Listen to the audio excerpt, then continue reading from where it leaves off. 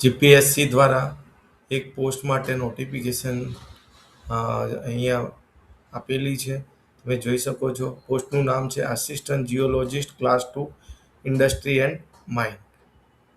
તમે અહીંયા જે ક્લાસ છે ક્લાસ 2 છે એ પણ જોઈ શકો છો.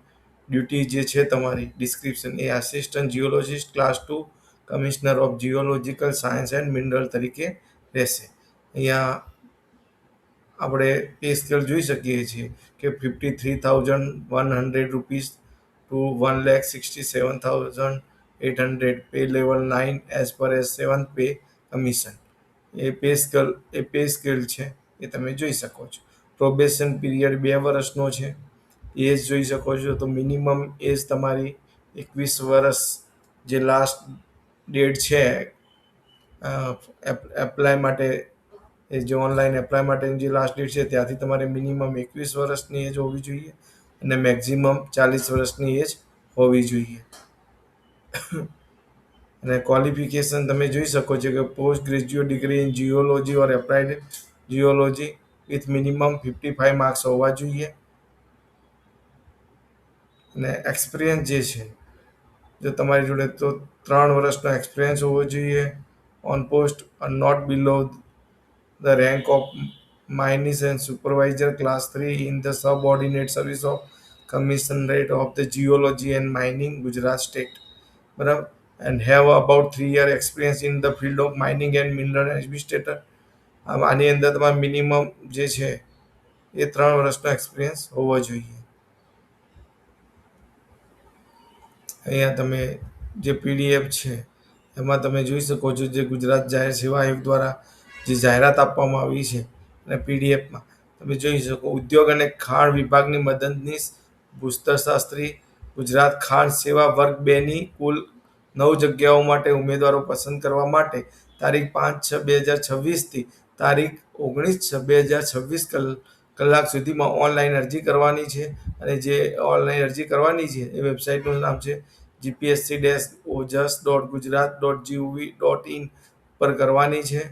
અને વધારે માહિતી જોઈતી હોય તો gpsc.gujarat.gov.in પર જઈ અને તમે વધારાની માહિતી મેળવી શકો છો. હવે જગ્યાનું નામ છે એ ઉદ્યોગ ખાણ વિભાગની મદદનીશ ભૂસ્તરશાસ્ત્રી ગુજરાત ખાણ સેવા વર્ગ 2 ની કુલ 9 જગ્યાઓ છે. આ માટે જે પરીક્ષા હશે એની તારીખ આપેલી છે કે સામાન્ય અભ્યાસની એટલે કે ભાગ 1માં ની જે પરીક્ષા છે પ્રાથમિક કસોટીની સૂચિત તારીખ એ 26/7/2026 હશે. અને સંબંધિત વિષયની ભાગ 2માં જે પ્રાથમિક કસોટીની સૂચિત તારીખ છે એ 4/10/2026 છે. અને આખરી જે પરિણામ છે એ તમારે જ્યારે રૂબરૂ મુલાકાત પૂર્ણ થશે એના 10 દિવસ દરમિયાન પ્રસિદ્ધ કરવામાં આવશે. હવે કેટેગરી વાઇઝ કેટલી જગ્યાઓની સંખ્યા છે એ તમે જોઈ શકો છો. બિન અનામત માટે કુલ 1 જગ્યા છે અને એની માટે મહિલાઓના ઉમેદવાર માટે કોઈ અનામત જગ્યા રાખેલી નથી. આર્થિક રીતે નબળા વર્ગ માટે 1 છે. મહિલા અનામત માટે કોઈ જગ્યા નથી. એસસીબીસીમાં જે વર્ગ છે એમના માટે કુલ જગ્યા 2 છે અને મહિલાઓ માટે કોઈ અનામત જગ્યા રાખેલી નથી. અનુસૂચિત જાતિ માટે કુલ જગ્યા 1 છે. મહિલા અનામત માટે કોઈ જગ્યા નથી. અનુસૂચિત જનજાતિ માટે 4 કુલ જગ્યાઓ છે. એમાં 1 જગ્યા મહિલાઓ માટે અનામત રાખેલી છે. તો આમ કુલ 9 જગ્યાઓની રિક્વાયરમેન્ટ છે. 9 જગ્યાની ટોટલ રિક્રુટમેન્ટ થશે આ પોસ્ટ ઉપર. એમાં 1 જગ્યા જે મહિલાઓ માટે અનામત રાખેલી છે. અને કુલ જગ્યાઓ પૈકી માજી સૈનિક ઉમેદવારો માટે કોઈ જગ્યા અનામત રાખવામાં આવેલી નથી. એ તમારે ધ્યાનમાં લેવાનું. હવે દિવ્યાંગતા માટે તમે જોઈ શકો છો કે એમના માટે પણ કોઈ અનામત જગ્યા રાખેલી નથી. શૈક્ષણિક લાયકાતમાં આપણે જોયું કે પોસ્ટ ગ્રેજ્યુએટ હોવો જોઈએ degree in geology or applied geology with minimum 55% marks તમને મળેલા હોવા જોઈએ. અને 3 વર્ષનો એક્સપિરિયન્સ હોવો જોઈએ. બરાબર, એ અહીંયા તમે જોઈ શકો છો. અને 3 વર્ષનો એક્સપિરિયન્સ માઇનિંગ એન્ડ મિનરલ એડમિનિસ્ટ્રેશનમાં ને mineral legislation or mineral exploration in government undertaking બોર્ડમાં તમારો 3 વર્ષનો એક્સપિરિયન્સ હોવો જોઈએ.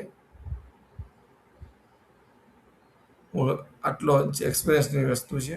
હવે તમે જોઈ શકો ગુજરાત અથવા હિન્દી તે બંનેનું પૂરતું જ્ઞાન ધરાવતા હોવા જોઈએ. પગાર ધોરણ તમે જોઈ શકો છો 53,100 થી 1,67,800 પે લેવલ 9 7મા પગાર પંચ મુજબ છે. ઉંમર પણ જોઈ શકો છો 40 વર્ષથી વધુ નહીં. ઉંમરની ઓનલાઈન અરજી સ્વીકારવાની જે છેલ્લી તારીખ છે, ઓનલાઈન જે અરજી સ્વીકારવાની છેલ્લી તારીખ છે એના રોજથી ગણવામાં આવશે. લાસ્ટ ડેટ ઓફ એપ્લિકેશન જે ઓનલાઈન એપ્લિકેશન અરજીમાંથી ત્યાં સુધીમાં 40 વર્ષથી વધુ ના હોવી જોઈએ. અમુક વયમર્યાદામાં કાસ્ટ પ્રમાણે છૂટછાટ આપવામાં આવેલી છે.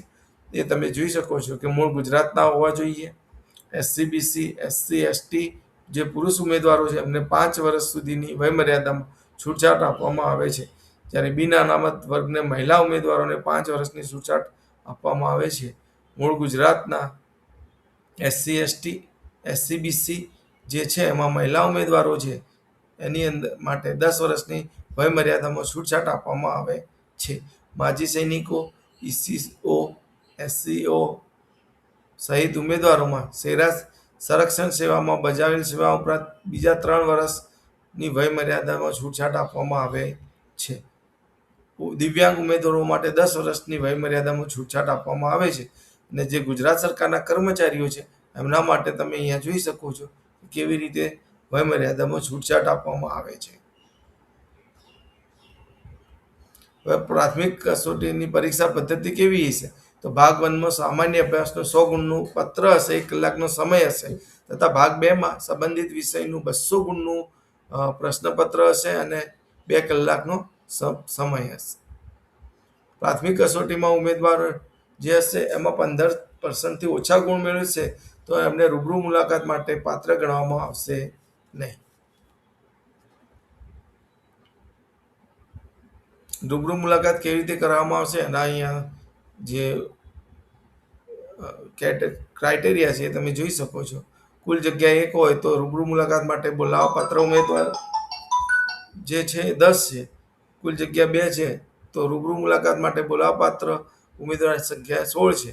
જો કુલ જગ્યા 3 હશે તો રૂબરૂ મુલાકાત માટે બોલાવવા પાત્ર ઉમેદવારની સંખ્યા 18 હશે.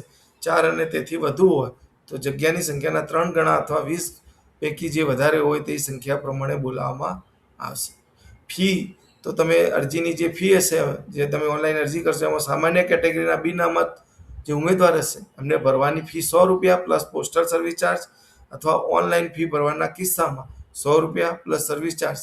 મૂળ ગુજરાતના અનામત કક્ષાના આર્થિક રીતે નબળા વર્ગો, માજી સૈનિકો તથા દિવ્યાંગ ઉમેદવારોને ફી ભરવાની રહેતી નથી.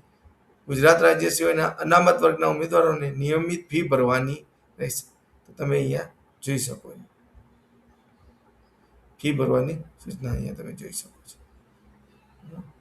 તો આ રીતે Gujarat public service commission GPSC દ્વારા એક ઓનલાઈન એપ્લિકેશન માટે પોસ્ટ માટે ઉમેદવારોને અરજી ભરવા માટેની એક નોટિફિકેશન અહીંયા તમે જોઈ શકો છો.